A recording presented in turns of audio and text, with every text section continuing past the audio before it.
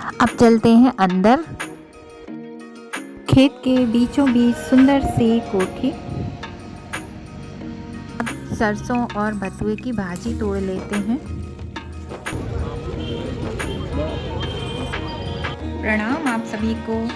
आज घर के सभी काम खत्म करके ब्लॉग की स्टार्टिंग दिन के 1 बजे से कर रही हूँ और अभी मेरी और पतिदेव जी की तैयारी हो गई है मऊरानीपुर वाले घर से गांव वाले घर जाने की और खेत पर जाने की। तो चलिए चलते हैं, पहले खाना खा लेते हैं। आज के खाने में है दाल चावल रोटी हरी चटनी और सलाद। तो पहले पतिदेव जी को खाना दे देते हैं और फिर मैं भी खाना खा लेती हूँ। और मैं सिर्फ दाल चावल खा रही हूँ और नीचे बैठ के खाना मुझे बहुत पसंद है।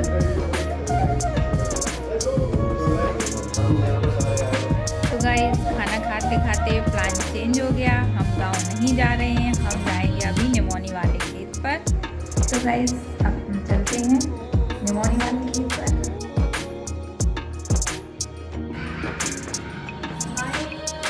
बाय बेटा, बाय बेटा। बेटी नहीं जा रही है, वह घर पर ही है। तो चलिए दोस्तों चलते हैं खूबसूरत सफ़र की ओर। चारों तरफ प्यारी सी धूप खिली हुई है और चारों तरफ हरे भरे खेत देखने को मिल रहे हैं जिनमें गेहूं की खेती हो रखी है। तो चलिए दोस्तों हम निमोनी वाले खेत पर भी आ गए हैं और निमोनी वाले खेत हाईवे से लगे हुए ही हैं और दोनों साइड हैं, लेफ़्ट साइड भी है राइट साइड भी है। तो चलते हैं पहले राइट साइड वाले खेत पर। तो चलिए जी पतिदेव जी ने गेट भी खोल दिया है। अब चलते हैं अंदर की ओर और इस तरह से लकड़ी का गेट खेतों पर लगा हुआ होता है जिससे जानवर अंदर नहीं आते हैं। तो अब चलते हैं अंदर। और दोस्तों ये खेत हमारे मऊरानीपुर वाले घर से 5 या 10 मिनट की दूरी पर है, लेकिन हम यहाँ साल 2 साल में सिर्फ एक ही बार आते हैं। तो अब चलते हैं। ये पूरा नहर का पानी भरा हुआ है यहाँ से पूरा, क्योंकि अभी नहर चालू हो गई खेतों में पानी लगाने के लिए।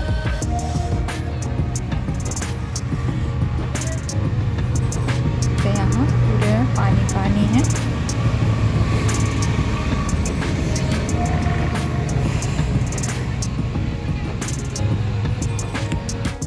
खेत पर ही ये छोटी सी कोठी बनी हुई है जिसमें 2 कमरे हैं। एक में ट्यूबवेल लगा हुआ है और दूसरा खाली या कुछ सामान रखा होगा। अभी अंदर तो हम नहीं गए हैं।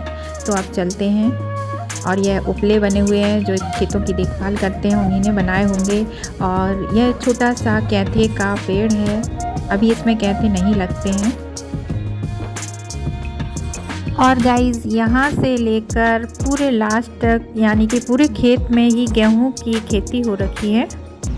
तो चलिए जी आप पूरा खेत घूम लेते हैं। यहाँ जो खेतों की देखभाल करती हैं वह हमें पूरा खेत घुमा रही हैं, क्योंकि अकेले खेतों में जाने में डर लगता है कोई पौधा वगैरह पैरों से दब ना जाए, इसलिए संभल कर चलना पड़ता है।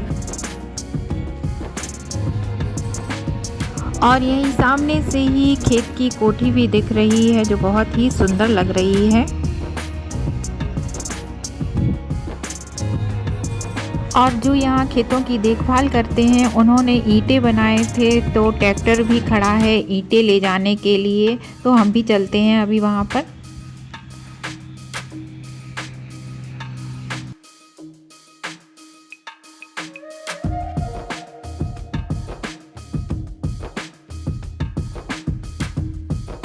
तो चलिए जी अब खेत से हम सरसों की और बथुए की ताज़ी भाजी तोड़ लेते हैं।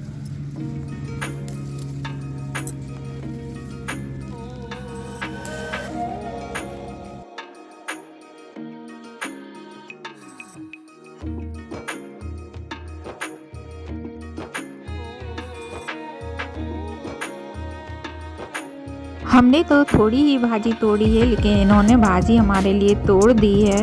तो लीजिए बथुए की और सरसों की भाजी भी तोड़ ली।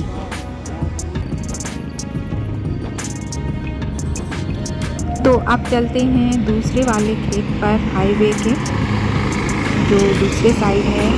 और लगातार हाईवे से वाहन निकलते रहते हैं, इसलिए संभल कर चलना पड़ता है। तो अब चलते हैं। तो दोस्तों हम हाईवे के दूसरे साइड वाले खेत पर भी आ गए हैं। यहाँ पर भी गेहूं की खेती हो रखी है। तो इसमें भी हमारे 2 खेत हैं, एक ये है और इसके बगल में भी एक खेत है। इसके अंदर तो हम नहीं जाएंगे क्योंकि इसमें तार लगे हैं चारों तरफ। तो अब चलते हैं वापस। तो लीजिए जी, हमने थैले में भाजियाँ भी रख ली हैं दोनों। अब चलते हैं वापस घर की ओर।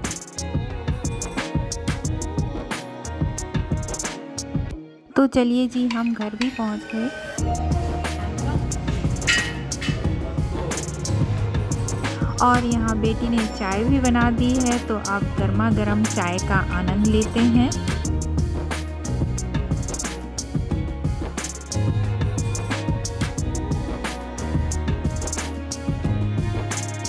गाइस, चाय पीने के बाद हमारी तैयारी हो गई है प्रदर्शनी जाने की। तो अब चलते हैं प्रदर्शनी देखने।